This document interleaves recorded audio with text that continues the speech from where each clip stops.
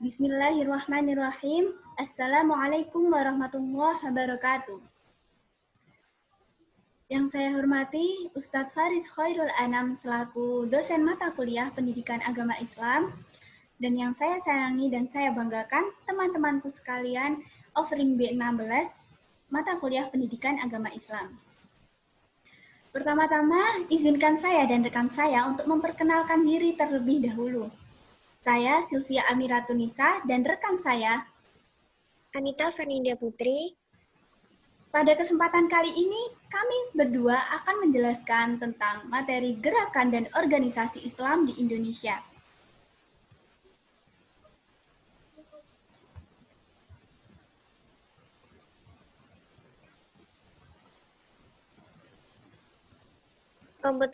Kompetensi dasar, memahami macam-macam bentuk gerakan dan organisasi Islam yang menonjol di Indonesia, memahami latar belakang berdirinya serta karakteristik ajaran masing-masing, serta beberapa kritik yang dialamatkan pada masing-masing organisasi tersebut.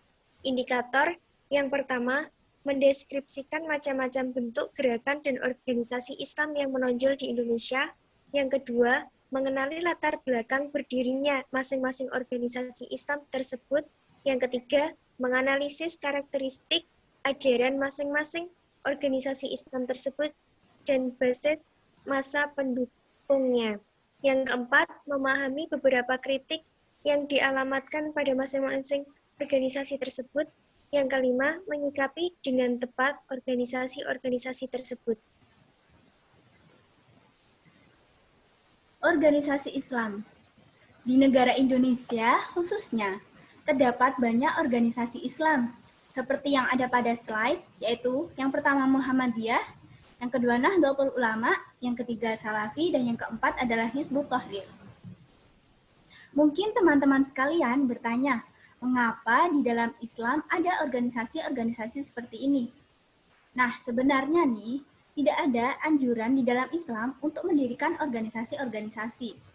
Namun, karena terdapat perbedaan madhab yang dianut setiap orang, maka untuk meminimalisir adanya percekcokan terhadap perbedaan dalam menjalankan ibadah, sehingga dibentuklah organisasi-organisasi untuk mewadahi perbedaan tersebut.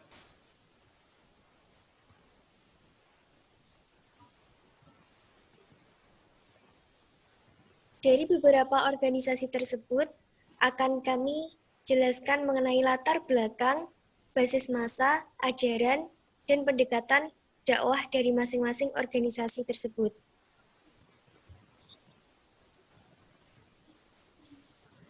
Yang pertama, organisasi Muhammadiyah. Latar belakang, tanggal 18 November 1912 Masehi merupakan momentum penting lahirnya Muhammadiyah. Kelahiran Muhammadiyah merupakan awal dari sebuah gerakan Islam modernis yang melakukan perintisan pemurnian akidah atau purifikasi sekaligus pembaruan Islam di Indonesia. Sebuah gerakan yang didirikan oleh Kiai Haji Ahmad Dahlan dari kota Santri Kauman, Yogyakarta. Kata Muhammadiyah secara bahasa berarti pengikut Nabi Muhammad. Penggunaan kata Muhammadiyah dimaksudkan untuk menisbahkan penganut Muhammadiyah dengan ajaran perjuangan Nabi Muhammad SAW.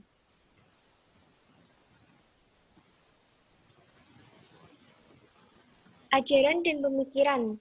Pemikiran keagamaan Muhammadiyah yang memiliki implikasi sosial cukup besar ialah pemurnian agama atau purifikasi di bidang akidah dan amaliyah. Hal ini tercermin dalam pengajaran Kiai Haji Ahmad Dahlan tentang tafsir Al-Quran yang dirangkum oleh Kiai K.R.H. Hajid dalam 17 kelompok ayat-ayat Al-Quran. Esensi ajaran dari ke-17 ayat tersebut dapat disimpulkan meliputi pemurnian akidah, kepedulian sosial, dakwah amar ma'ruf nahi munkar, dan jihad fisabilillah dengan jiwa, raga, dan harta. Dengan kata lain, Kiai Haji Ahmad Dahlan menekankan makna beragama Islam tidak cukup hanya melakukan ibadah ritual, tetapi harus diwujudkan dalam amal nyata dengan orientasi sikap peduli sosial.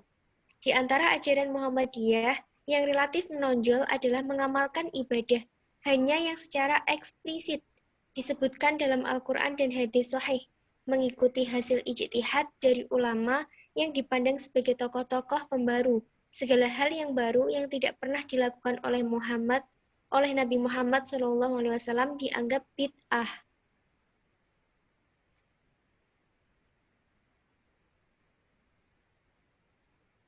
Yang kedua, organisasi Nahdlatul Ulama. Nahdlatul Ulama atau Kebangkitan Ulama pada tanggal 16 Rajab 1344 Hijriah atau 31 Januari 1926.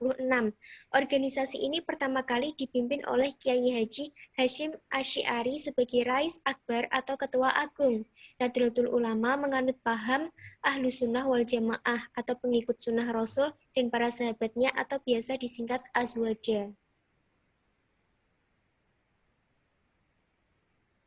Ajaran dan pemikiran Ahlus Sunnah wal Jamaah atau NU yang pertama, di samping mengamalkan ajaran yang secara eksplisit tercantum dalam Al-Quran dan hadis, NU juga mengamalkan ibadah yang tidak disebutkan secara eksplisit dalam Al-Quran dan hadis sahih, seperti tahlilan, dibaan atau kumpulan kisah dan syair Arab, dan lain sebagainya. Yang kedua, mengikuti hasil ijtihad imam-imam mazhab 4, terutama mazhab Syafi'i dan para pengikutnya, seperti taraweh 20 rakaat, qunut, subuh dan witir pada separuh kedua Ramadan, adzan 2 kali menjelang khutbah Jumat, dan lain sebagainya.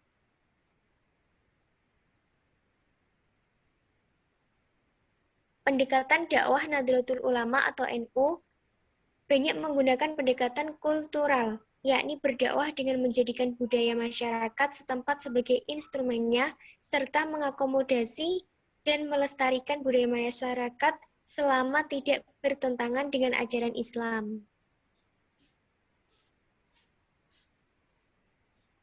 Prinsip Azwaja. Prinsip Azwaja juga selalu dijunjung tinggi oleh NU atau Nahdlatul Ulama dalam menyikapi segala sesuatu yang berkembang di masyarakat, yaitu tawazun atau seimbang dalam segala hal, termasuk dalam penggunaan dalil nahli dan akli, tasamuh atau toleran, tawasus atau moderat, dan istidal atau tegak lurus, artinya konsisten antara pikiran, ucapan, dan perbuatan.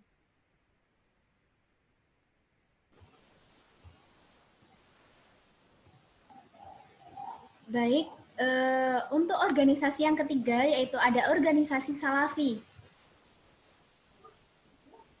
Organisasi ini berdiri atas latar belakang pemikiran, ide, dan diprakarsai oleh seorang ulama yang bernama Muhammad Ibnu Abdul Wahab. Sebenarnya, ajaran ini pertama kali berkembang di daerah Jazirah Arab. Namun, pada awal abad ke-19, ajaran ini sudah masuk dan berkembang di negara Indonesia karena dibawa oleh para ulama dari Sumatera Barat. Tentu saja, jika sudah berkembang dan masuk ke negara Indonesia, pastilah ajaran ini memiliki penganut atau pengikut. Salah satu contohnya yaitu adalah kaum Padri. Sebenarnya, masih ada perbedaan pendapat untuk masuknya ajaran Salafi ke Indonesia ini. Namun, ada salah satu pendapat yang mengatakan bahwa sebenarnya ajaran Salafi ini sudah ada sejak dahulu. Hal ini terbukti bahwa karena kaum Padri sudah ada sejak dulu pada tahun 1803 sampai sekitar tahun 1812, tepatnya pada pemerintahan Kesultanan Aceh Iskandar Muda.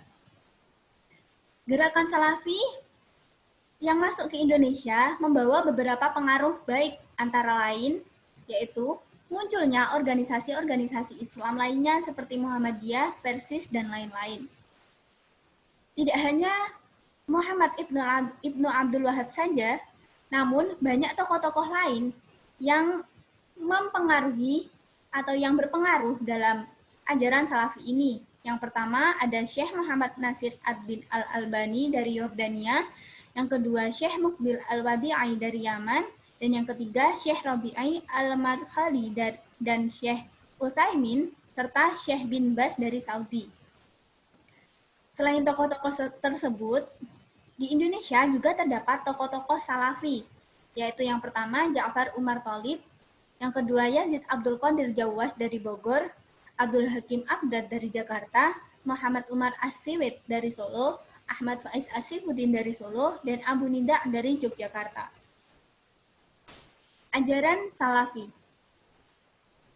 Sebenarnya menurut salah satu pendapat ahli, salaf ini memiliki dua pengertian. Yang pertama yaitu qudwah dan yang kedua adalah manhaj. Qudwah atau keteladanan, yaitu 3 generasi pertama yang disebut dengan Al-Qurun Al-Mufaddalah. Siapa sebenarnya Al-Qurun Al-Mufaddalah ini? Yaitu yang pertama generasi sahabat, yang kedua adalah generasi tabi'in, dan yang ketiga adalah generasi tabi'ut dan tabi'in. Sedangkan manhaj atau paradigma, yaitu siapa yang mengikuti paradigma 3 generasi tersebut adalah termasuk golongan salafi. Sebenarnya ada 4 ajaran pokok dari gerakan salafi ini. Yang pertama, memberantas bid'ah. Yang kedua, keterlibatan dalam dunia politik adalah bid'ah. Yang ketiga, kooperatif terhadap gerakan-gerakan Islam yang masih dalam satu bingkai. Yang keempat, mereka meyakini adanya larangan melakukan gerakan separatis dalam sebuah pemerintahan Islam yang sah. Namun, karena ajaran-ajaran tersebut, gerakan salafi ini menuai banyak kritik dari berbagai pihak, antara lain, yang pertama, pola dakwahnya terlalu eksklusif dan kurang simpatik. Yang kedua, model perjuangannya yang hitam putih sering menuai cap teroris. Yang ketiga, susah menerima kebenaran dari luar komunitasnya. Yang keempat, kurang fokus pada dakwah dasar atau mengajari tata cara ibadah dan lebih menekankan isu jihad. Dan yang kelima, dalam menentukan prioritas dakwah sering terpengaruh isu global dunia Islam. Pola dakwah dan basis massa ajaran salafi. Yang pertama, pola dakwah. Bagi penganut salafi, untuk urusan agama tidak ada istilah kompromi. Apa yang dipandang tidak benar menurut dalil Al-Quran dan Sunnah secara tegas ditolak. Sedangkan apa yang dianggap benar akan disampaikan walaupun pahit. Pandangan seperti itulah tampaknya yang membawa salafi ke kancah perdebatan dengan gerakan lain, baik dalam rangka mempertahankan keyakinan keagamaannya maupun menunjukkan bahwa keyakinan agama yang dianut lawan dalam perdebatan mereka anggap salah. Kemudian basis massa ajaran salafi. Sebenarnya jumlah pengikut salafi ini di Indonesia masih sedikit jika dibandingkan dengan pengikut Nahdlatul Ulama dan Muhammadiyah. Biasanya pengikut ajaran salafi ini adalah mereka alumni pesantren atau majelis taklim yang diasuh oleh para ustadz tamatan sekolah di Timur Tengah, seperti Saudi Arabia dan Yaman, atau tamatan lembaga Timur Tengah yang ada di Indonesia, seperti LIPIA, Lembaga Ilmu Pengetahuan Islam dan Arab di Jakarta. Organisasi keempat, yaitu Hizbut Tahrir, atau biasa disingkat dengan HT. Hizbut Tahrir atau HT ini berdiri pada tahun 1953 di Al-Quds atau Baitul Maqdis, Palestina. Dipelopori oleh Taqiyuddin An-Nabani, dan di Indonesia, Hizbut Tahrir masuk pada tahun 1980-an dengan merintis dakwah di kampus-kampus besar di seluruh Indonesia. Pada era 1990-an, ide dakwah Hizbut Tahrir merambah ke masyarakat melalui berbagai aktivitas dakwah di masjid, perkantoran, perusahaan, dan perumahan. HT atau Hizbut Tahrir masuk ke Indonesia melalui Abdurrahman Al-Baghdadi dari Lebanon. Kemudian HT dibawa oleh Mustafa bin Abdullah bin Nuh. Dialah tokoh yang mendidik tokoh-tokoh HT di Indonesia seperti Ismail Yusanto dan tokoh-tokoh Hizbut Tahrir Indonesia lainnya. HT dalam dakwahnya memiliki kecenderungan mendekati mahasiswa-mahasiswa pemula di perguruan tinggi umum dibanding masyarakat umum. Ajaran Hizbut Tahrir. Ada beberapa ajaran yang diyakini benar oleh para pengikut Hizbut Tahrir. Di antaranya adalah yang pertama, menegakkan syariat Islam dalam setiap aspek kehidupan.